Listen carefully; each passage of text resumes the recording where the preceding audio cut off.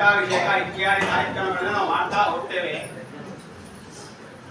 ಆದರೆ ಯಾದಕ್ಕೆ ಮಾಡಬೇಕು ಅಂತ ಸಾಮಾನ್ಯವಾಗಿ ಸನ್ಯಾಸಿಗಳು ಅಂದಾಗ ಸರ್ವಸಂತ ಪರಿತ್ಯಾಗಿಗಳು ಅಂತ ಹೇಳ್ತಾರೆ. ಎಲ್ಲವನ್ನೂ ಬಿಟ್ಟವರಾಗಿರ್ತಾರೆ. ಸಾಮಾನ್ಯವಾಗಿ ನದಿ ತೀರ ಕಾಡುಗಳಲ್ಲಿ ವಾಸವನ್ನು ಮಾಡಿಕೊಂಡು ಇರ್ತಾರೆ.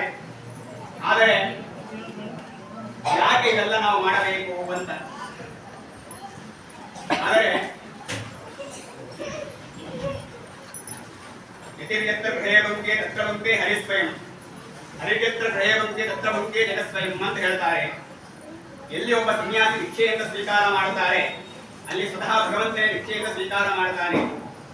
ಎಲ್ಲಿ ಭಗವಂತ ಸ್ವೀಕಾರ ಮಾಡ್ತಾನೆ ಇಲ್ಲಿ ಜಗತ್ತೇ ಸ್ವೀಕಾರ ಮಾಡುತ್ತೆ ಅಂತ ಏನು ನಾವು ಗುರುಗಳಿಗೆ ಮಾಡ್ತೇವೆ. ಹಸ್ತೋದಕ ಅಂತ ಬೃಂದಾವನಸ್ಥರಾದಂತಹ ಯತಿಗಳಿಗೆ ಮಾಡುವುದು ಹಸ್ತೋದಕ ಅಂತ, ಜೀವಂತ ಯತಿಗಳಿಗೆ ಕೊಡುವುದು ಭಿಕ್ಷಾಟನೆ ಅಂತ. ಸ್ವತಃ ಅವರು ಏನು ಮಾಡಿಕೊಳ್ಳುವ ಹಾಗೆ ಇರೋದಿಲ್ಲ. ಆದ್ದರಿಂದ ಮನೆಯವರಿಗೆ ಭಿಕ್ಷಾಟನೆಯನ್ನು ಮಾಡಬೇಕು, ದಂಪತಿಗಳು ಅವರಿಗೆ ಭಿಕ್ಷೆಯನ್ನು ಹಾಕಬೇಕು ಅಂತ. ಈ ರೀತಿಯಾಗಿರುವಂತಹ ಸನ್ಯಾಸಿಗಳಿಗೆ ಅವರನ್ನು ಸ್ವೀಕಾರ ಮಾಡಲ್ಲ. ಆದರೆ ಅಂತರ್ಯಾಮಿಯಾದ ಭಗವಂತ ಅದನ್ನು ಸ್ವೀಕಾರ ಮಾಡುತ್ತಾನೆ. ಹಾಗಾಗಿ ಪ್ರತಿಯೊಂದನ್ನು ಸಹ ನಾವು ಗುರುಗಳ ಮೂಲಕ ಆಂಜನೇಯ ಸ್ವಾಮಿಯ ಮೂಲಕ ಭಗವಂತನಿಗೆ ಅರ್ಪಣೆಯನ್ನ ಮಾಡಬೇಕು. ಯಾವ ಸನ್ಯಾಸಿಗಳು ಯಾವ ಕೆಳಗಿನ ದೇವತೆಗಳು ಸಹ ಸ್ವತಃ ತಾವು ಸ್ವೀಕಾರವನ್ನು ಮಾಡೋಲ್ಲ. ಅವರ ಒಳಗಡೆ ಆಂಜನೇಯನ ಅಂತರ್ಯಾಮಿಯಾಗಿ ಭಗವಂತನಿಂದ ಸ್ವೀಕಾರ ಮಾಡ್ತಾರೆ. ಪ್ರೇರ್ಯ ಪ್ರೇರಕಗಳು ಪ್ರೇರಕ ಪ್ರೇರಿಯನಾಗಿ ಅಂತ ಪ್ರೇರೇಪಿಸುವವನು ಅವನೇ, ಅದನ್ನು ಸ್ವೀಕಾರ ಮಾಡುವವನು ಅವನೇ. ಆದ್ದರಿಂದ ವಿಶೇಷವಾಗಿ ಬೀಗಮುದ್ರೆ ಮನೆತನದಲ್ಲಿ ವೀಣಾ ವಿಕಣ್ಣ ಭಟ್ಟ ತಿಮ್ಮಣ್ಣ ಭಟ್ಟರು ಮತ್ತು ಗೋಪಿಕಾಂಬೆಯರಿಗೆ ಮೂರನೇ ಸಂತಾನವಾಗಿ ಶಂಕುಕರ್ಣ ಅನ್ನುವಂತಹ ಒಬ್ಬ ಕರ್ಮದ ದೇವತೆ ಕೃತಯುಗದಲ್ಲಿ ಪ್ರಹ್ಲಾದನಾಗಿ, ತ್ರೇತಾಯುಗದಲ್ಲಿ ಭೀಷಣನಾಗಿ, ದ್ವಾಪರದಲ್ಲಿ ಬಾಲಿಕರಾಜರಾಗಿ, ಮುಂದೆ ಕಲಿಯುಗದಲ್ಲಿ ಅವರೇ ವ್ಯಾಸರಾಜರಾಗಿ, ಕೊನೆಯಲ್ಲಿ ರಾಘವೇಂದ್ರ ಸ್ವಾಮಿಗಳಾಗಿ ಅವತಾರವನ್ನು ಮಾಡುತ್ತಾರೆ. ಏನು ಬ್ರಹ್ಮದೇವರ ಒಂದು ಪೂಜೆಗೆ ತೊಂದರೆಯಿಂದ ಮಾಡಿದ್ದರಿಂದ ಅಸುರ ಕುಲದಲ್ಲಿ ಹುಟ್ಟುವಂತೆ ಶಾಪವನ್ನು ಕೊಟ್ಟರು. ಆದರೆ ಉದ್ದೇಶ ಒಳ್ಳೆಯದೇ ಆದ್ದರಿಂದ ಒಳ್ಳೆಯ ಜ್ಞಾನವನ್ನು ನಾರದ ಮೂಲಕ ಭಗವಂತ ಆ ಶಂಕುಕರ್ಣನಿಗೆ ಕೊಟ್ಟ. 5 ವರ್ಷದಲ್ಲೇ ತಾಯಿಯ ಗರ್ಭದಲ್ಲಿ ಇರುವಾಗ 10,000 ವರ್ಷಗಳ ಕಾಲ ನಾರದರಿಂದ ಸಮಗ್ರ ಭಾಗವತವನ್ನು ಉಪದೇಶ ಮಾಡ್ತಾರೆ ಪ್ರಹ್ಲಾದರಾಜರು. ನಾರದೋ ನಾರದೋ ಭೂಯೋ ಭೂಯೋ ಭೂಯೋ ಭೂಯೋಪಿ ನಾರದ ಅಂತ ಹೇಳ್ತಾರೆ. ನಾರ ಅಂದ್ರೆ ಜ್ಞಾನವನ್ನ, ದ ಅಂದ್ರೆ ಕೊಡುವವರು, ಅವರನ್ನ ನಾರದರು ಅಂತ ಕರೀತಾರೆ. ಎಲ್ಲವನ್ನೂ ತಿಳಿದ ರಾಘವೇಂದ್ರ ಸ್ವಾಮಿಗಳು ಪ್ರಹ್ಲಾದರಾಜರಾದಾಗ 9 ವಿಧದ ಭಕ್ತಿಯನ್ನ ಹೇಳ್ತಾರೆ. ಶ್ರವಣಂ, ಕೀರ್ತನಂ, ವಿಷ್ಣೋಃ ಸ್ಮರಣಂ, ಪಾದಸೇವನಂ, ಅರ್ಚನಂ, ವಂದನಂ, ದಾಸ್ಯಂ, ಸಖ್ಯಂ, ಆತ್ಮನಿವೇದನಂ ಅಂತ. ಮೊದಲು ಶ್ರವಣ ಕೇಳಬೇಕು. ಅದಕ್ಕೆ ಶ್ರಾವಣ ಮಾಸವನ್ನು ರಾಯರು ಆರಿಸಿಕೊಂಡದ್ದು.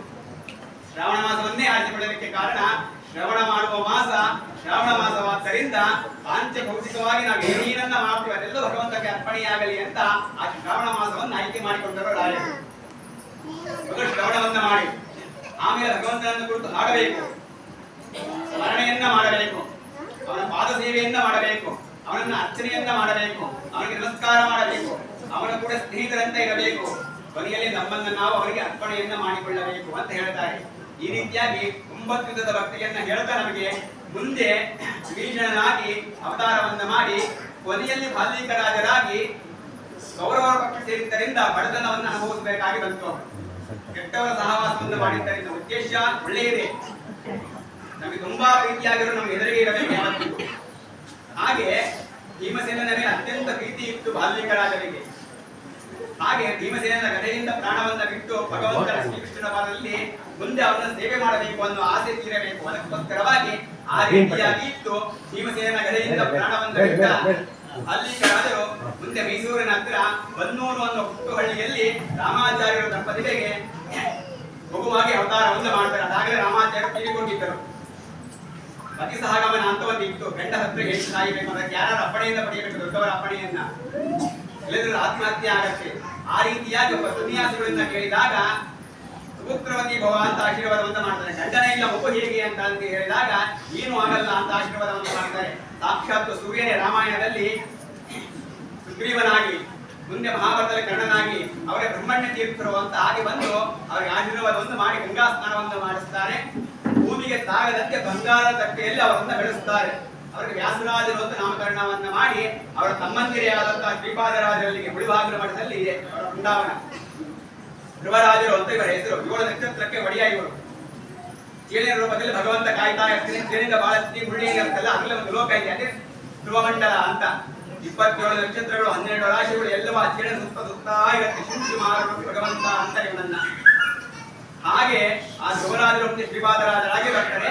ಅವರ ಸಮಗ್ರ ವಿದ್ಯೆಯನ್ನು ಅಭ್ಯಾಸವನ್ನು ಮಾಡಿ ಚಿಕ್ಕ ವಯಸ್ಸಿದ್ದಲೇ ವಿಶೇಷವಾದಂತಹ ಜ್ಞಾನವನ್ನ ಪಡೆದು ನಮ್ಮ ಗುರುಗಳಾದ ಶ್ರೀಪಾದರಾಜರಂತೆ ವಿಶೇಷವಾಗಿ ಸಂಸ್ಕೃತವನ್ನು ಮತ್ತು ಈ ಕನ್ನಡದಲ್ಲಿ ಹಾಡಿನ ರೂಪವನ್ನು ಎಲ್ಲವನ್ನೂ ಸಮಗ್ರವಾಗಿ ತಂದುಕೊಟ್ಟವರಿಗೆ ಪುರಂದರದಾಸರು ಹೇಳಿದ್ರು, ಈಸುಮುನಿ ವಿದ್ಯೆಯನ್ನು ಮಾಡಿದ ವ್ಯಾಸಮುನಿ ಮಧ್ವಗಮುತ್ತಿದ್ದರೆ ಉದ್ಧರಿಸಿದ ಅಂತ ಹೇಳ್ತಾರೆ.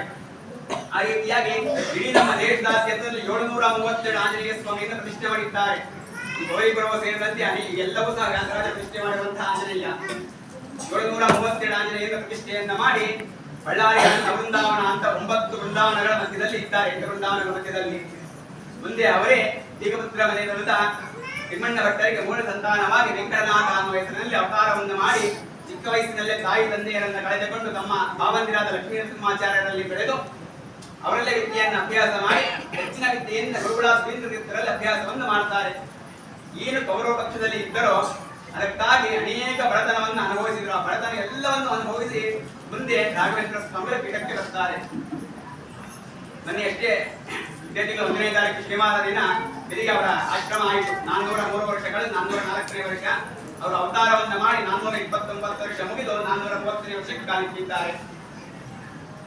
ಅಂತಹ ರಾಘವೇಂದ್ರ ಸ್ವಾಮಿಗೆ ಇವರ ಹೆಸರೇ ಸುಂದರ ನೋಡಿ. ಅಘವೇಂದ್ರ ಅಂತ. ಅಘ ಅಂದ್ರೆ ಪಾಪಗಳು ಎಲ್ಲವನ್ನು ನಾಶ ಮಾಡುವವರು. ಅಘಂ ದ್ರಾವೈದೇ ಯಸ್ಮಾತ್ ಅಂತ ಹೇಳ್ತಾರೆ. ಯಾರು ನಮ್ಮ ಪಾಪಗಳನ್ನ ನಾಶವನ್ನು ಮಾಡ್ತಾರೆ. ವೇಂಕಾರೋ ವಾಂಛಿತಪ್ರದ ಅಂತ ಬೇಡಿದ್ದೆಲ್ಲವನ್ನೂ ಕೊಡುವವರು. ಸುಮ್ಮನೆ ರಾಘವೇಂದ್ರ ಅನ್ನುವ ಹೆಸರನ್ನು ಯಾರಿರಲಿಲ್ಲ. ರಾಘವ ಅಂದ್ರೆ ರಾಮ. ಯಾರಿಗೆ ಸ್ವಾಮಿ ಅವನು? ನಮ್ಮ ರಾಯರಿಗೆ ಅವನು ಸ್ವಾಮಿ. ಆದ್ದರಿಂದ ರಾಘವೇಂದ್ರ. ವೇಮ್ ಅಂದ್ರೆ ವೆಂಕಟೇಶ, ಅವರ ಕುಲಸ್ವಾಮಿ. ಅವನ ಅನುಗ್ರಹದಿಂದ ಅವರು ಜನಿಸಿದ್ದರಿಂದ ವೇ ಅನ್ನುವ ಬರುವ ಹಾಗೆ ರಾಘವೇಂದ್ರ ಅಂತ ಹೆಸರಿಟ್ಟರು.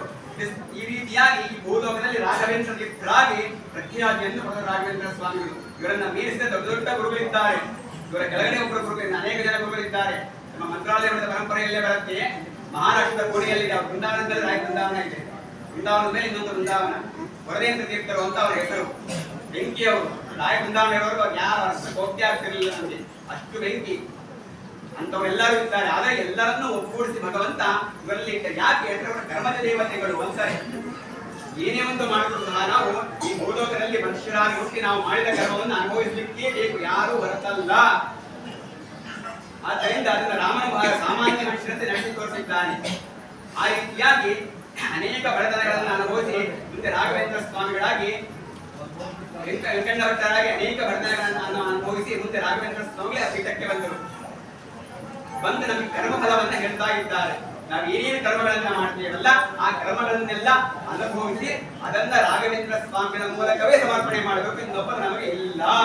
ಅದಕ್ಕೋಸ್ಕರವಾಗಿಯೇ ರಾಘವೇಂದ್ರ ಸ್ವಾಮಿಗಳನ್ನೇ ಪ್ರಧಾನವನ್ನಾಗಿ ಮಾಡಿ ಇದ್ದ. ಅಷ್ಟೇ ಅಲ್ಲದೆ ಪೂಜ್ಯಾಯ ರಾಘವೇಂದ್ರ ಶ್ಲೋಕ ಸಂಪೂರ್ಣ ಇಲ್ಲ ಇದು, ಆದರೂ ಸಹ ಪ್ರಸಿದ್ಧಿಯಲ್ಲಿ ಬಂದಿದೆ. ಕಾಮಧೇನು ಕಲ್ಪವೃಕ್ಷ ಚಿಂತಾಮಣಿಗಳಂತೆ ನಮಗೆ ರಾಘವೇಂದ್ರ ಸ್ವಾಮಿ ಇದ್ದಾರೆ. ಕಲ್ಪವೃಕ್ಷ ಅಂದ್ರೆ ತೆಂಗಿನ ಮರ ಸ್ಥಿರವಾಗಿ ಒಂದೇ ಕಡೆ ಇರುತ್ತೆ, ಅದೆಲ್ಲ ಹೋಗಲ್ಲ. ಆ ರೀತಿಯಾಗಿ ಮಂತ್ರಾಲಯದಲ್ಲಿ ಇದ್ದರೂ ಕಾಮಧೇನುವಿನಂತೆ ಎಲ್ಲಾ ಕಡೆ ಹೇಗೆ ಸಂಚಾರ ಮಾಡುತ್ತೆ ಆ ರೀತಿ ತಮ್ಮ ವೃಂದಾವನ ರೂಪದಲ್ಲಿ ನಮ್ಗೆಲ್ಲರನ್ನು ಎಲ್ಲವನ್ನು ಅನುಗ್ರಹವನ್ನು ಮಾಡ್ತಾ ಇದ್ದಾರೆ. ಅಂತಹ ರಾಘವೇಂದ್ರ ಸ್ವಾಮಿಯ 430ನೇ ವರ್ಷದ ಹುಟ್ಟುಹಬ್ಬದ ವಿಶೇಷ ಇವತ್ತು. ಹೇಗೆ ಕನಕಾಭಿಷೇಕ ಮಾಡಬೇಕು, ಏಕೆ ಬಂಗಾರ ಬೆಳ್ಳಿ ಇತ್ಯಾದಿ ಆಭರಣಗಳನ್ನು ನಾವು ಹಾಕಬೇಕು ಅಂತ ಹೇಳಿದ್ರೆ ರಾಯರಿಗೆ ಏನೂ ಬೇಕಾಗಿಲ್ಲ, ಭಗವಂತನಿಗೆ ಏನೂ ಬೇಕಾಗಿಲ್ಲ. ಆದ್ರೆ ಅದೆಲ್ಲವೂ ನಮಗೆ ಬೇಕು. ಅದೊಂದು ರಥವಲ್ಲ, ನಮ್ಮ ದೇಹ, ಅದು ಕಲಶ ನಮ್ಮ ತಲೆ. ಆ ದೇವರನ್ನ ಕೊಡಿಸ್ತೇವಲ್ಲ ಅದು ನಮ್ಮ ಹೃದಯವಾಗ, ಅದು ಚಕ್ರಗಳೇ ನಮ್ಮ ಕಾಲು. ನಾನು ಭಗವಂತನನ್ನು ಹೊತ್ತು ತಿರುಗುತ್ತಾಗಿದ್ದೇನೆ ಅನ್ನೋ ಭಾವನೆಯಿಂದ ಭಗವಂತನನ್ನ ಹೊತ್ತಾಡಿಸಬೇಕು. ನೀರಿನಲ್ಲಿ ಭಗವಂತನನ್ನು ಕೂಡಿಸಿ ನಮ್ಗೆ ಒಳ್ಳೆಯ ವಾಹನವನ್ನ ಕೊಡ್ತಾನೆ. ಒಂದು ಮಂದಿರವನ್ನ ಕಟ್ಟಿದ್ರೆ ನಮಗೆ ಮನೆಯನ್ನ ಕೊಡ್ತಾನೆ ಭಗವಂತ. ವಸ್ತು ಸಮರ್ಪಣೆಯಿಂದ ಮಾಡಿದ್ರೆ ಮನೆಯಲ್ಲಿ ನಮಗೆ ವಸ್ತ್ರವನ್ನ ಕೊಡ್ತಾನೆ ಭಗವಂತ. ಅವನಿಗೆ ಇಟ್ಟ ಅನ್ನವನ್ನ ನಮಗೆ ದುಪ್ಪಟ್ಟು ಮಾಡಿ ಕೊಡ್ತಾನೆ. ಬ್ರಹ್ಮಚಾರಿ ಕೊಡ್ತಿದ್ರೆ ಏನ್ ಕೊಡ್ತಿರೋದು ವಾಪಸ್ ನಿಮಗೆ ಕೊಡ್ತಾನೆ. ಮದುವೆಯಾದವರಿಗೆ ಕೊಟ್ಟರೆ 2 ಪಟ್ಟು ಮಾಡಿ ಕೊಡ್ತಾನೆ.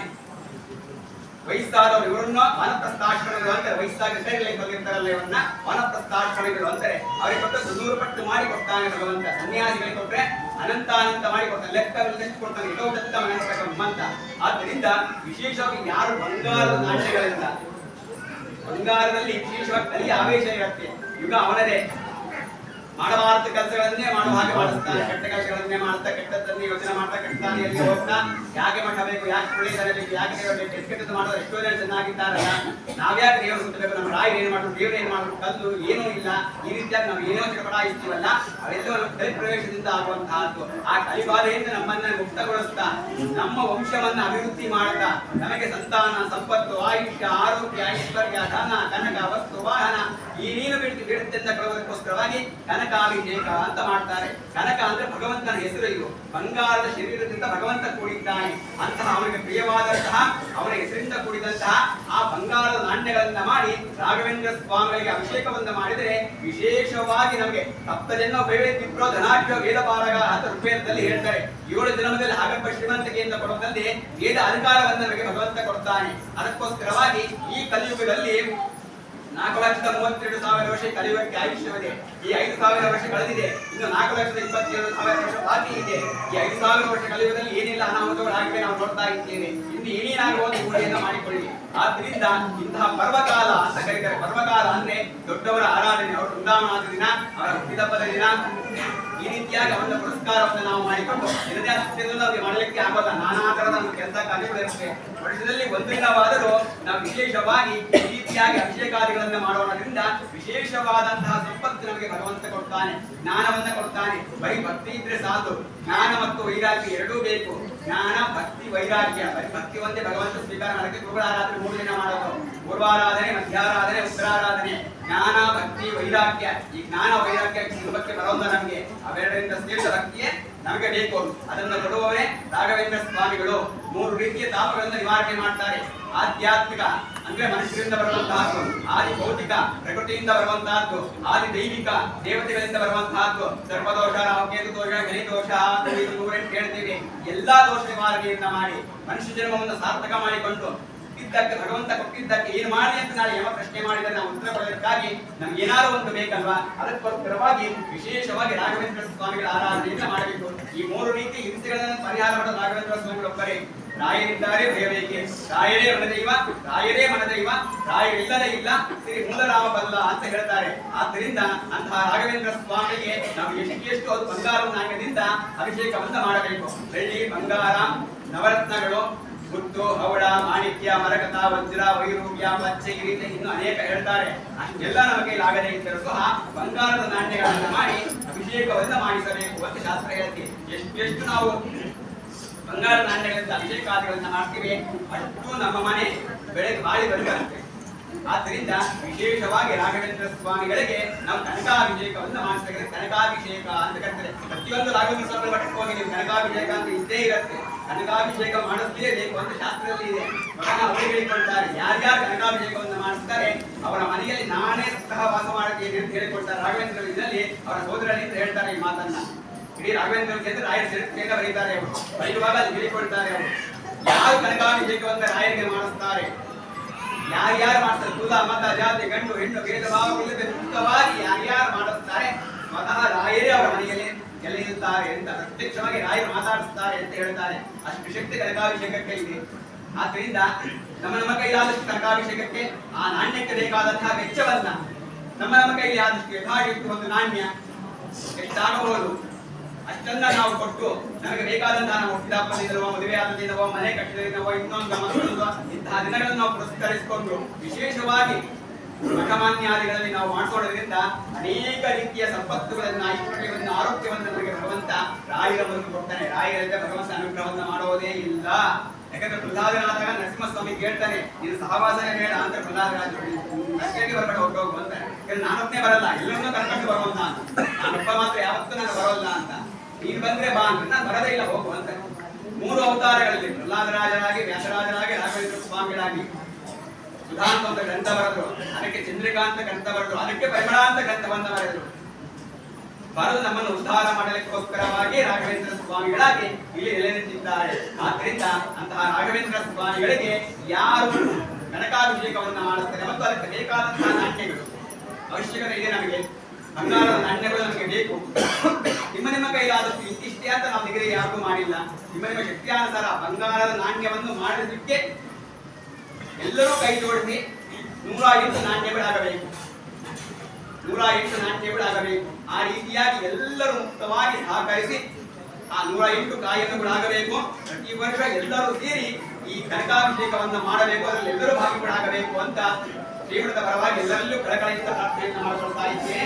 ಇಲ್ಲಿಗೆ ಸೇರಿದಂತಹ ಎಲ್ಲಾ ಸಂಸ್ಥಾಪಕವೃಂದಗಳು ವಿಶೇಷವಾಗಿ ರಾಘವೇಂದ್ರ ಸ್ವಾಮಿಗಳ ಮೂಲಕ ಭಗವಂತ ಎಲ್ಲರಿಗೂ ಅನುಗ್ರಹವನ್ನು ಮಾಡಲಿ ಅಂತ ಪ್ರಾರ್ಥನೆ ಮಾಡಿಕೊಳ್ತಾ ಇದ್ದೇನೆ.